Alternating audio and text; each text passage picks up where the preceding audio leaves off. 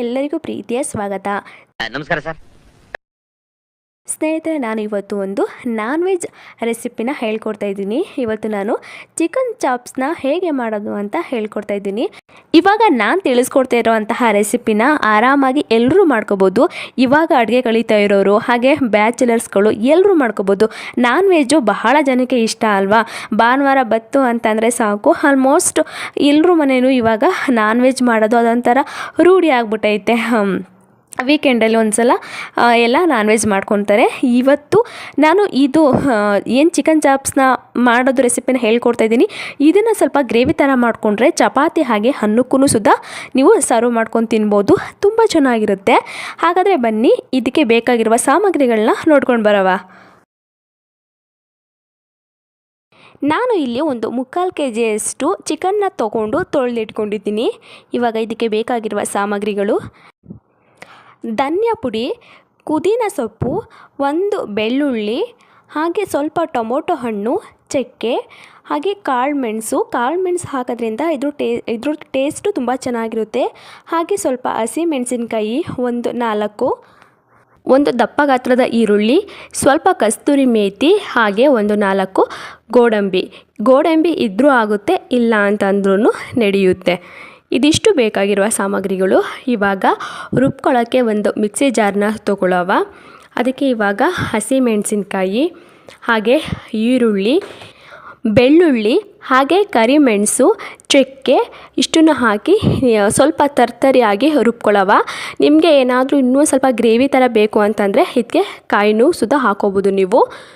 ಹಾಗೆ ಇದಕ್ಕೆ ಧನಿಯಾ ಪುಡಿನ ಸೇರಿಸ್ಕೊಂಡು ಸ್ವಲ್ಪ ನೀರು ಹಾಕ್ಕೊಂಡು ರುಬ್ಕೊಳ್ಳೋವ. ನಾನು ಇವಾಗ ಇದನ್ನು ರುಬ್ಕೊಂಡಿದ್ದೀನಿ. ಅಷ್ಟು ಸಣ್ಣದಾಗಿ ಏನು ಬೇಡ, ಸ್ವಲ್ಪ ತರ್ತರಿಯಾಗಿ ಇರಲಿ. ಏನಕ್ಕೆ ಅಂತಂದರೆ ನಾವು ಇಲ್ಲಿ ಮಾಡ್ತಿರೋದು ಚಾಪ್ಸು, ಸಾಂಬಾರಲ್ಲ. ಹಾಗಾಗಿ ಇವಾಗ ಒಂದು ಕುಕ್ಕರ್ನ ತೊಗೊಂಡು ಒಂದು 2-3 ಟೇಬಲ್ ಸ್ಪೂನಷ್ಟು ಎಣ್ಣೆನ ಹಾಕ್ಕೊಳ್ಳಿ. ಎಣ್ಣೆ ಸ್ವಲ್ಪ ಬಿಸಿ ಆಗಲಿ.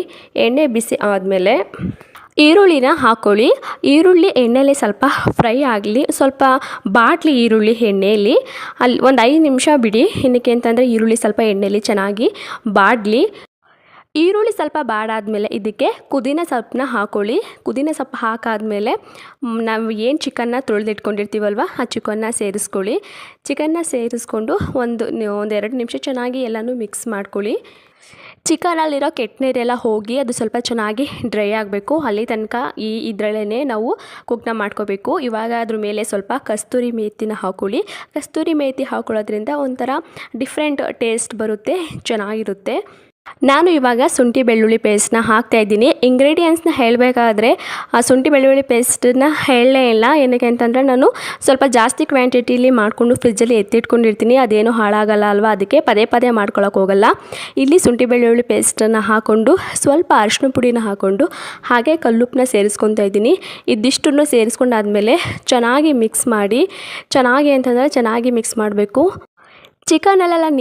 ಚಿಕನಲ್ಲಿ ಇರೋ ನೀರೆಲ್ಲ ಸಿಯೋ ತನಕ ಚೆನ್ನಾಗಿ ಫ್ರೈ ಮಾಡ್ಕೋಬೇಕು. ಹಾಗೆ ಅದು ತಳ ಹಿಡಿದಂಗೆ ಅವಾಗವಾಗ ಚೆನ್ನಾಗಿ ತಿರುಗ್ಕೊಳ್ತಾ ಇರಬೇಕು. ಇವಾಗ ನಾನು ಇಲ್ಲಿ ಸ್ವಲ್ಪ ಕೊತ್ತಂಬರಿ ಸೊಪ್ಪನ್ನ ಹಾಕ್ಕೊತೀನಿ ಮೇಲ್ಗಡೆ. ಕೊತ್ತಂಬರಿ ಸೊಪ್ಪನ್ನ ಹಾಕ್ಕೊಂಡು ಆದಮೇಲೆ ನಾವು ಮಸಾಲ ಏನು ರುಬ್ಕೊಂಡಿರ್ತೀವಲ್ವ ಆ ಮಸಾಲನೂ ಇದಕ್ಕೆ ಸೇರಿಸ್ಕೊತಾ ಇದ್ದೀನಿ. ಮಸಾಲಕ್ಕೆ ನೀವು ಮಸಾಲ ಸೇರಿಸ್ಕೊಂಡು ನಮಗೆ ಸ್ವಲ್ಪ ಚಾಪ್ಸ್ ಥರ ಗಟ್ಟಿಯಾಗಿರಬೇಕು, ಸ್ವಲ್ಪ ಡ್ರೈ ಇರಬೇಕು ಅಂತಂದರೆ ಬರೀ ಅಷ್ಟನ್ನೇ ಸೇರಿಸ್ಕೊಳ್ಳಿ. ಇಲ್ಲ ಸ್ವಲ್ಪ ಗ್ರೇವಿ ಥರ ಇರಲಿ, ನಾವು ಅನ್ನ ಮತ್ತು ಚಪಾತಿಗೂ ತಿನ್ನವ ಅಂತ ಹೇಳಿದ್ರೆ ಸ್ವಲ್ಪ ಅದು ಮಿಕ್ಸಿ ರುಬ್ಕೊಂಡಿರ್ತೀವಲ್ವ ಅದಕ್ಕೆ ಸ್ವಲ್ಪ ನೀರು ಹಾಕ್ಕೊಂಡು ಆ ನೀರನ್ನು ಇದಕ್ಕೆ ಸೇರಿಸ್ಕೊಳ್ಳಿ. ನಾನು ಇಲ್ಲಿ ಸೇರಿಸ್ಕೊತಾ ಇದ್ದೀನಿ. ಏನಕ್ಕೆ ಅಂತಂದರೆ ನಾನು ಇವಾಗ ಇದನ್ನು ಅನ್ನದ ಜೊತೆ ಸರ್ವ್ ಮಾಡ್ಕೊಳ್ಳೋಕ್ಕೆ ಅಂತ ಮಾಡ್ತಾಯಿರೋದು. ನಿಮಗೆ ಬೇಡ ಅಂತಂದರೆ ನೀರು ಹಾಕ್ಕೊಳ್ದೇ ಇರ್ಬೋದು. ಇವಾಗ ಎಲ್ಲ ಮಸಾಲನೂ ಚೆನ್ನಾಗಿ ತಿರುಗಿಕೊಂಡು 2 ವಿಷಲ್ ತೊಗೊಳ್ಳಿ. 2 ವಿಷಲ್ ತಗೊಂಡ್ರೆ ಟೇಸ್ಟಿಯಾಗಿರುವಂತಹ, ರುಚಿಯಾಗಿರುವಂತಹ ಬಿಸಿ ಅನ್ನ ಮತ್ತು ಚಪಾತಿಗೆ ತುಂಬ ಚೆನ್ನಾಗಿರುವಂತಹ ಚಿಕನ್ ಚಾಪ್ಸ್ ರೆಡಿ ಆಗುತ್ತೆ. ಇವಾಗ ಇಲ್ಲಿ 2 ವಿಷಲ್ ಬಂತು. ನಾನು ಇಲ್ಲಿ ಓಪನ್ ಮಾಡ್ತಾಯಿದ್ದೀನಿ. ನೋಡಿ ಎಷ್ಟು ಚೆನ್ನಾಗಿ ಬಂದೈತೆ ಅಂತ ಹೇಳಿ ಗ್ರೇವಿ. ನಾನು ಸ್ವಲ್ಪ ನೀರನ್ನ ಆ್ಯಡ್ ಮಾಡ್ಕೊಂಡಿದ್ದೀನಿ. ಏನಕ್ಕೆ ಅಂತಂದರೆ ರೈಸ್ ಜೊತೆ ತಿನ್ನೋಕ್ಕೆ ಅಂತ ಹೇಳಿ. ನೀವು ಬೇಡ ಅಂತಂದರೆ ಆಗುತ್ತೆ. ನೋಡಿ ತುಂಬ ಚೆನ್ನಾಗಿತ್ತು ಟೇಸ್ಟ್ ಅಂತೂ. ಇವಾಗ ನಾನಿಲ್ಲಿ ಸರ್ವ್ ಮಾಡ್ತಾಯಿದ್ದೀನಿ. ಈ ವಿಡಿಯೋ ಇಷ್ಟ ಆದರೆ ಪ್ಲೀಸ್ ಲೈಕ್ ಮಾಡಿ, ಹಾಗೆ ನಿಮ್ಮ ಫ್ರೆಂಡ್ಸ್ಗೂ ಕೂಡ ಶೇರ್ ಮಾಡಿ.